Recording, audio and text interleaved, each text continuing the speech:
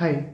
So consider this scenario of a patient who is going through a lot of trauma, a lot of difficulties in his body. He's facing many health issues and he's going from one doctor to another and has not been able to diagnose his life issues. He's suffering a lot. He's kind of now hopeless and feels that there is no purpose in life, that he cannot solve his problem, that he cannot heal.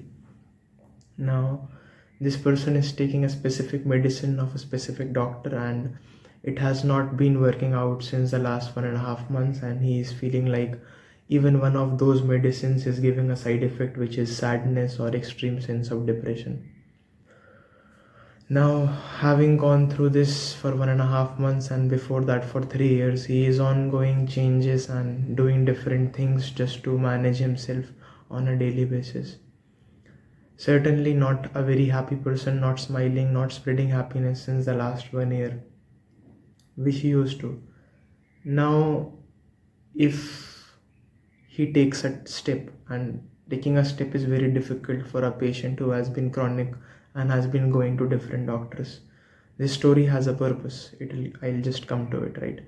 So, when he thinks about changing from one doctor to another because this medicine of this doctor was not helping this person, in those days he feels extreme anxiety and panic because now again he has to go to a new doctor and try a new exercise or try a new medicine which might heal him, might not heal him, might give him new side effects, might not give him new side effects. But when he approaches this new doctor, he feels a sense of faith that it might so happen that he might heal.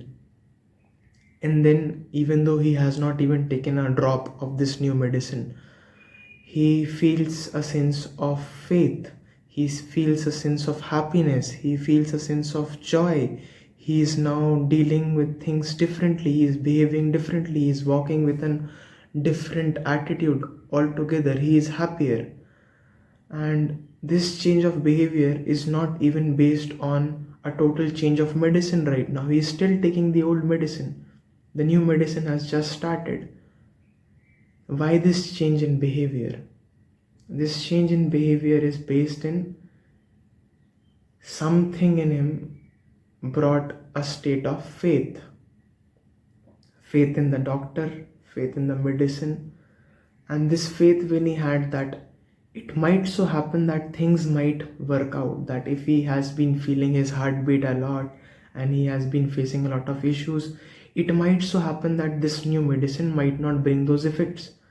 It might so happen that that medicine which used to relieve that problem but cause a side effect of him being sad, this new one might not do that. This hope which was brought in by faith brings a certain change in behavior without even having the change in medicine. In the next 2 days, what happened? Faith happened.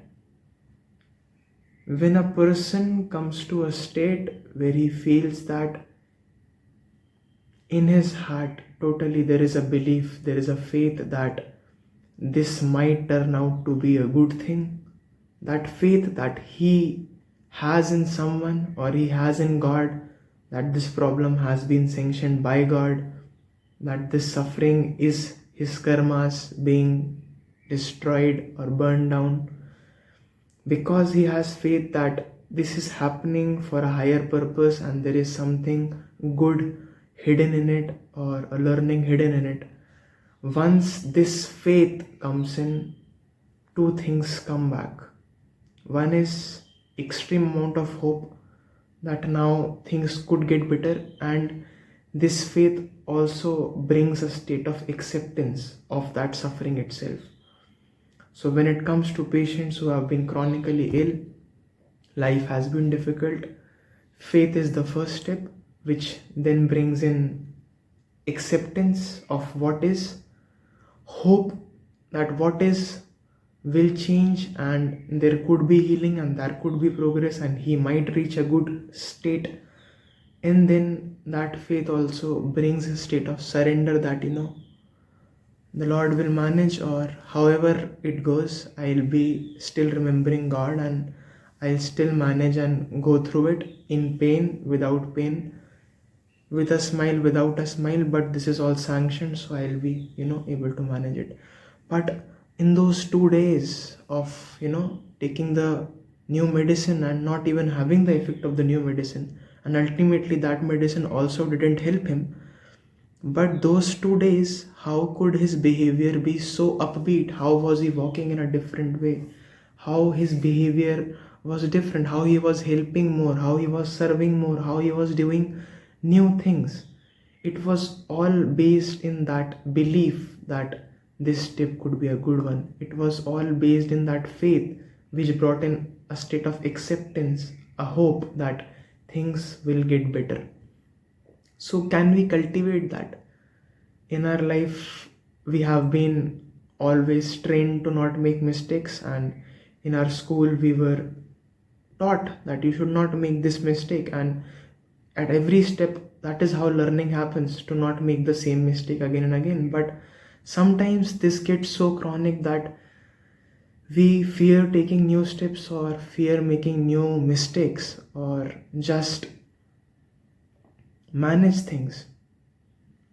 So, this state of always thinking about what new mistake could come in, how things could go wrong, because we are conditioned in that way, causes us to think in a direction which is always, this could happen wrong, this could happen wrong, this could happen wrong, this could happen wrong, and somehow in the process of contemplating on these negatives that we could face, how would we manage them, we start thinking about them, we start creating controls for them, we start thinking of solutions for them, and those events have not even happened. But in the process of, just because we don't want things to happen, we start to think things negatively, and there are 17 different scenarios, and we think about the solutions to 17 different scenarios, and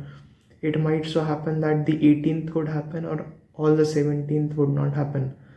So we have to see to our thought processes that how can we cultivate a sense of optimism in them, how can we cultivate a sense of confidence and acceptance in ourselves, how can we cultivate a sense of faith which will bring in hope, acceptance, surrender, and this behavioral change even without any external change.